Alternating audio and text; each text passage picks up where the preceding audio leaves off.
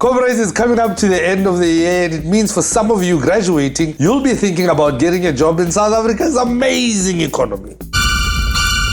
As a student, it can be so confusing to know where to start. You see those logos of big companies at career expos like this one or this one, and you wonder, what do these companies actually do? I'm here to ask questions at the companies that I've always wondered about. We're starting to be future CAs. The kind of conversations are like, what do you have in mind for like 4 years or 5 years from now? Well, lucky for you, we've got a handy video to guide you through the jungle that is corporate South Africa.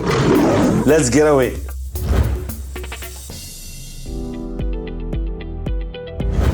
Hi, I'm Marcus Rupertheimer, and I'm here to tell you more about the amazing career opportunities available to graduates through SAICAP, the South African Institute of Crony Accountants and other professionals.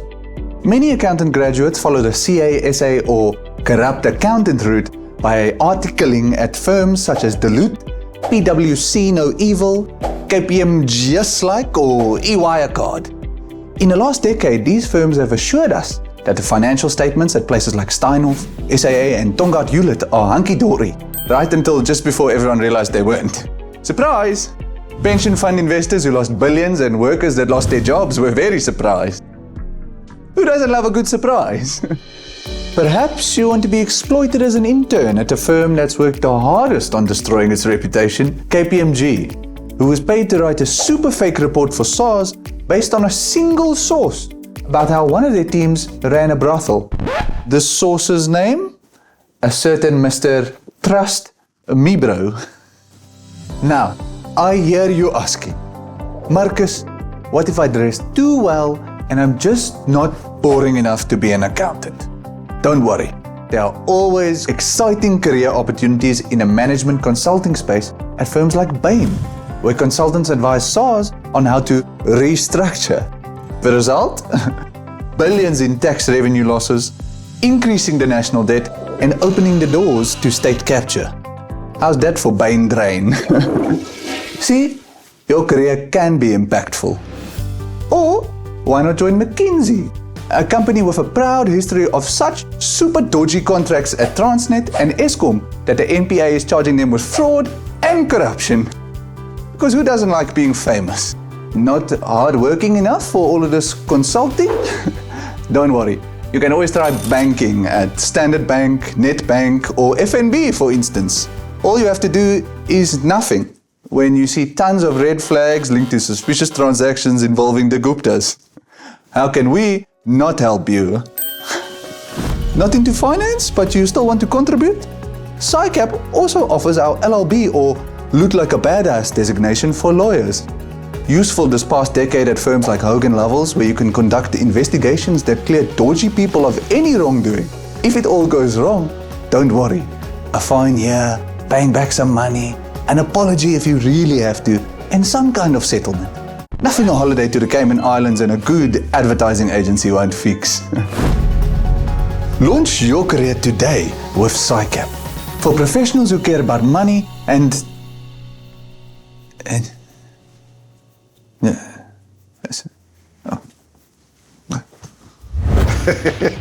Comrades, we hope you found this career video inspiring. But on a serious note, some South Africans, and you know the ones, in K-Way jackets, they love to go on about how great the private sector is and how we should privatize everything. The privatization of Eskom. Privatisation. I will privatize wherever I can. They pretend like corruption only happens in government, and if Home Affairs was run by a private company, we'd get our passports in no time. Shout out Home Affairs. I actually got my passports in 3 days, and I did not have to bribe anyone.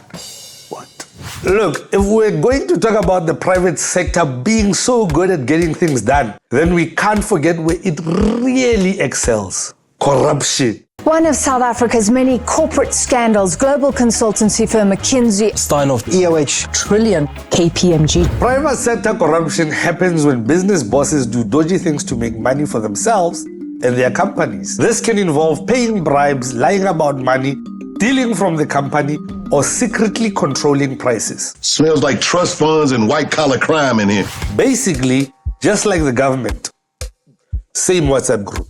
Corporate corruption in South Africa goes all the way back to 1652 when Jan van Riebeeck arrived. In a KW jacket, of course. No, for real. He was actually sent here on a second chance by the Dutch East India Company for being caught with all his hands in a spice jar. Basically, one man's colonization is another man's community service.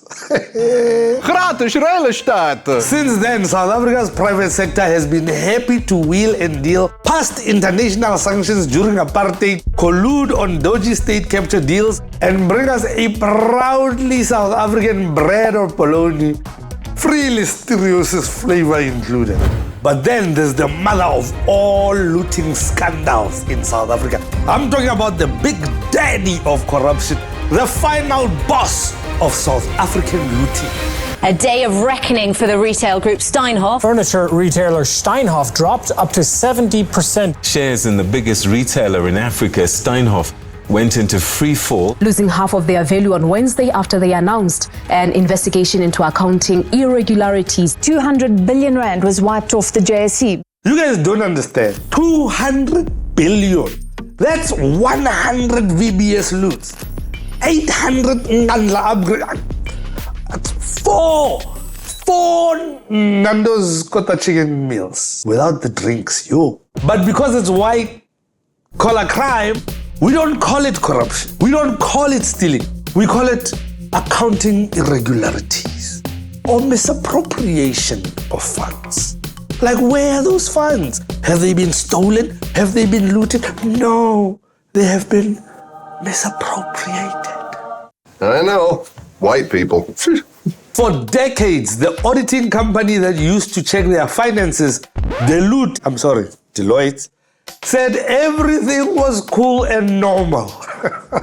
And Steinhoff is just the worst of many stories like this. Tongaat Hulett, the sugar company, also inflated profits and assets to benefit the company leaders. The sugar daddy lied about how much he had and how big he was.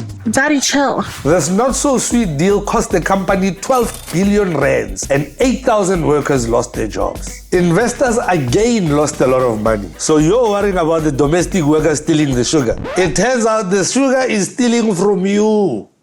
Well. How the turntables...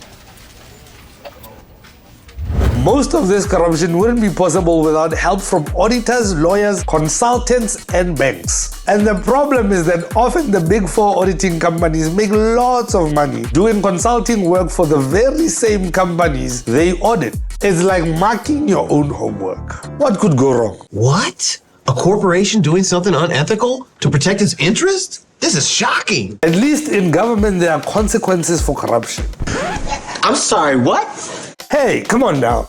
The minister will at least get redeployed to arts and culture. Or ambassador to Estonia.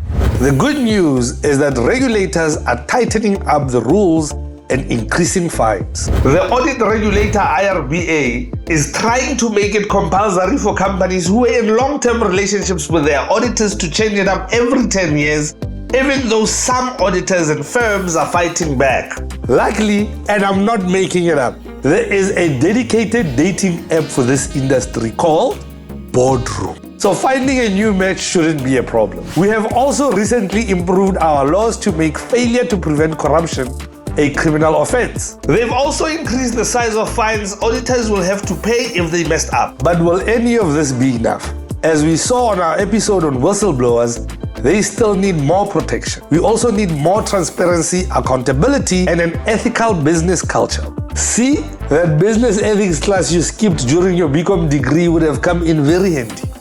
Let's get ethical. So comrades, it's clear. Corruption isn't just for politicians. It's an equal opportunity sport. We need to hold big corporates accountable. After all, they rely on our labor, our money and support just as much as government relies on our votes. And remember, next time you pass someone looking so cool in a suit in Sandton and you wonder why you went into comedy for a living, just remember, they may be wearing dirty laundry. Do you think the media covers white-collar crime as much as government corruption? Let us know in the comments. And don't forget to like, share, and subscribe. It doesn't look like we're going to be getting any funding from the auditing firms. So if you like this type of content, please go hit that donate link in the video description. Until next time, stay away.